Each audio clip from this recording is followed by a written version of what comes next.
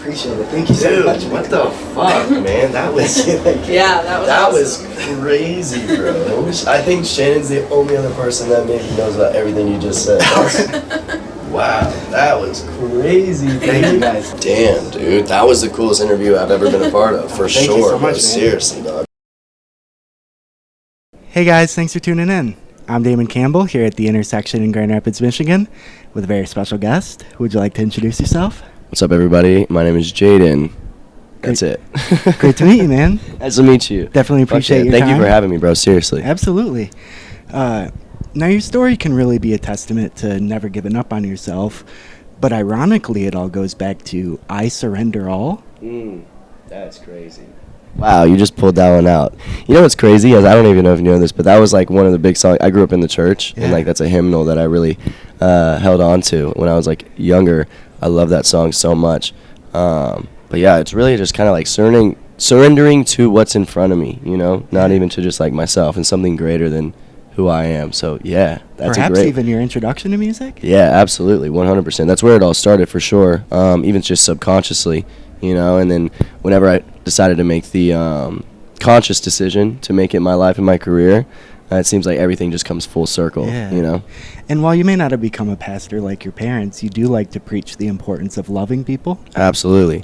I think that's something that I've actually found coming out of the church. You know, I don't necessarily agree with all of it. I have a lot of faith as a human being. I think anyone and everyone should have faith in something. You know, it's not my job to determine what it is, but I have faith in love, you know, and loving humans, loving people. And every time I fall off the tracks or anything, that's what centers me again. It's just like with music, my relationships, just how can I love, you know, another human being, make them feel loved. So, yeah. And you really try to look past their flaws and see what's on the inside? Oh, man. I feel like all we have are flaws on the outside, you know? Yeah. So it's like, what's the point of looking at it? You know, look for the heart.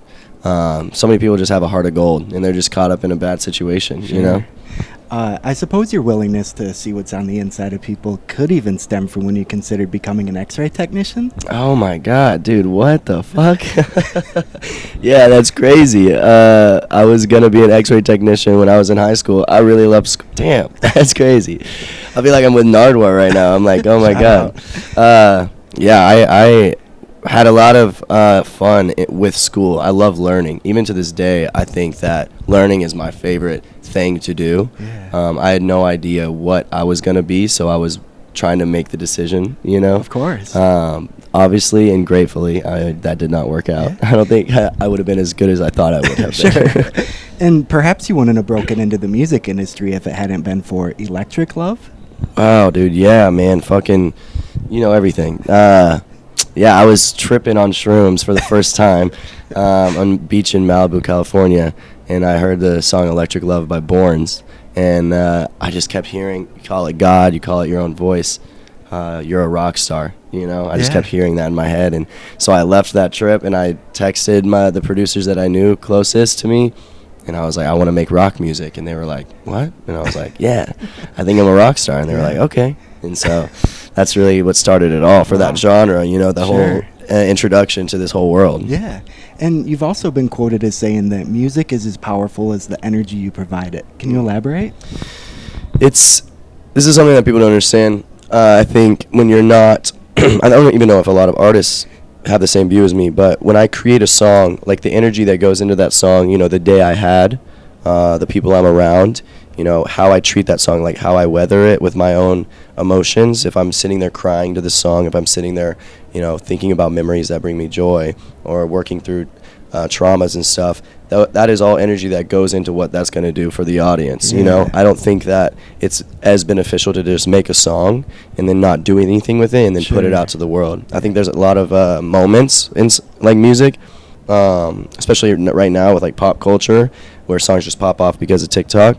But even down to my song Angels and Demons, my biggest song that I have, I think it resonated with everyone so much because the day I had, I was working with Keith Varon and McKay Stevens, these two guys that I wrote this song with, and we had the most almost therapeutic day of my entire life, and I really hadn't had that in a long time at that moment, and I was genuinely talking about the highest and low points of my life, so like the angels and the demons, and that was the best way I felt like I could describe it. Of course. So that's really what it means for me, you know. You got to put whatever you're putting into that song, the reason you're making it is going to be the reason that other people are listening to Absolutely. it. You know? And you not only bear it all in your lyrics, but for as often as you're shirtless, it's rather unfortunate that you happen to be fully clothed when Dave Grohl pulled you into a pool. Oh my gosh, dude! Wow, dude, this is the first time I've ever talked about that online. Yeah, dude, wow, that's crazy. Like, what happened there? Wow, we were in South America, Paraguay, and I got to fly with Kels' camp, MGK's camp, because we were all doing the same Lollapalooza run in South America, and they made a stop in Paraguay. And so me and Shannon, my manager, flew with them, and we were at their hotel, and we had this whole day where there was like this giant flood, and the whole country basically was like in distress, and like a lot of people ended up passing away. And so we felt like we needed to do something. We told people to pull up to the hotel. We performed in front of like 5,000 people outside of the hotel, just a speaker and us.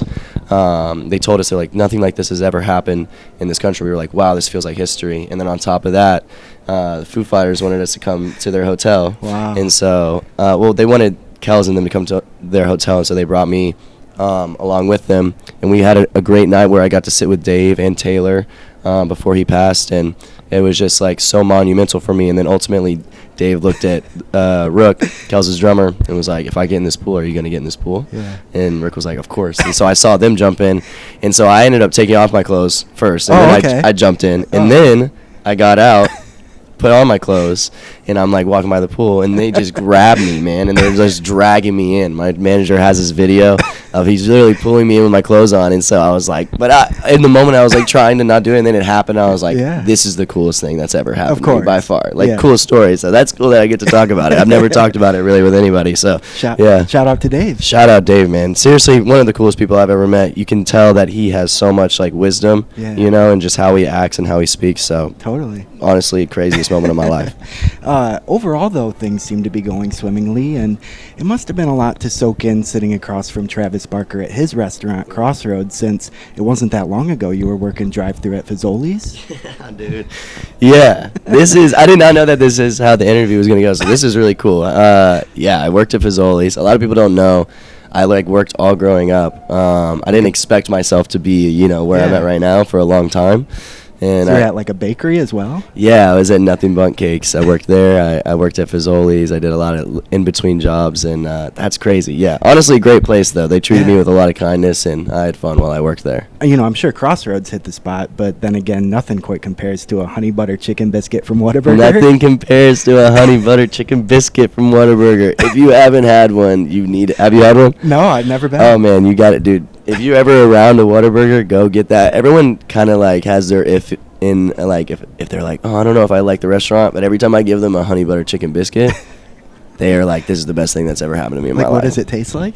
Heaven, man. Okay. I have a song called Taste Like Heaven, so that's funny. Yeah. Plug myself real quick. Yeah, might as well. It's well documented that seeing Juice WRLD perform Empty was an ironically fulfilling experience for you, but it was impactful in a much different way for the kid who got punched in the face. Yeah, oh my God. What the fuck? Can you explain? What? How do you know that, dude? That's crazy. Yeah, I was just like 17, maybe 18, I'm not sure, but it was the summer of 2019. And we were all moshing in this pit, and this kid in front of me was like obviously having a great time and jumping around, and one of our friends had pushed him into this guy that was holding a beer, and it spilled all over him. The guy turned and just whomped this dude straight to the ground. Yeah. Wow, dude, how the fuck did you find that out? That's crazy. And generally speaking, you're of the belief that try as we may to escape pain, we're actually better off embracing it? Yeah. It's a concept that not a lot of people agree with, you know, because pain, we're kind of instinctually made to run away from it, you know, but ultimately every time I've ever felt pain, I've grown, you know, even down to a simple reality of like when you work out, it doesn't feel good. Right. But it definitely brings the best results. So at a certain point in my life this past year, it's easier said than done even now, but the best lesson I've learned, you can hear my openers singing in the background. Pain is the thing that grows you every single time, you know, so you can either run away from it and you can't escape it, or you can embrace it, get through it, and move on, you know. So might as well. Has Valerie been able to help at all with healing your vocal nodules? Oh my gosh, dude.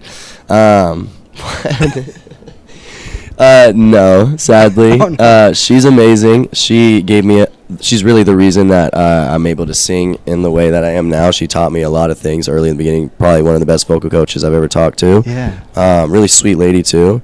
But sadly, with nodules, the only healing process for nodules is surgery. Oh, and so okay. I haven't been able to stop and like take the time, because you got to go like 2 weeks minimum with no talking, and I think I Sure. might lose my mind. I talk way too much, dude, so that's crazy. And we appreciate you talking to me here. Oh, thank you, man. This is wild as fuck. This is really crazy. And even if you couldn't sing, I hear you're also quite the whistler. Yeah, man, I'll be whistling. I remember the first day I learned how to whistle. I was 4. Wow. And I don't know why I remember so vividly, but we just got back from the mall with my family, and when Webkins were like a big deal. Yeah, yeah. And my sisters had gotten their Webkins, and I got one, but instead of like playing with it, I just like started trying to whistle, and I couldn't. And then like my whole life, I used to get in trouble in school for whistling because I couldn't. I used to have like tics of where I just like wouldn't know I'm doing something, and I would be Yeah. whistling, and they'd be like, "Shut up," and I'm like, "What the fuck?" I'm like, I didn't know I was whistling, but that's cool. Yeah. Would you care to demonstrate?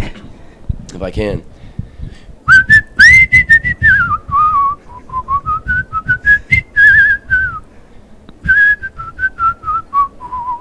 It's You know what I'm beautiful. It's so much practice, man. I'm a better whistler than I am a singer. So. Okay. Well, thank you for sharing that. Is there anything else you'd like people to know about Jaden? Oh man, this is a really crazy point in my life, because I think that I don't want anyone to ever think that I expect anyone to know who I am. My goal is to always feel brand new. I always want to be brand new. I always want to reinvent myself. I always want to change the understanding of who I am from last year, and I want to change the understanding of who I am the next year after that. And overall, I just want to love people, and I think that everyone deserves a chance to feel loved, because once you feel loved, everything changes for you. It changed for me, and it took as something as simple as Juice WRLD in a concert, writing about stuff that no one really talked about in the moment, and that's something I had never really heard. And in that moment, I felt loved, and I felt like I had a purpose, and my purpose was to do the exact same thing. So I'm never gonna let go of that. Totally. Well, thank you so much for your time, man. Dude, It was great chatting thank with you. You're a wizard, my man. That's crazy. Best Fuck wishes yeah. for everything coming your way. Any final thoughts at all before we say goodbye? Go support your local charity, and go tell your mom you love her if you can, and go tell your dad thank you if you can. And just remember, be grateful, man. It's the key to happiness. It's the key to everything in life, genuinely. There you have it. Once again, I'm Damon Campbell, and this is Jaden. Thank you, guys. Thanks for watching. Thank you.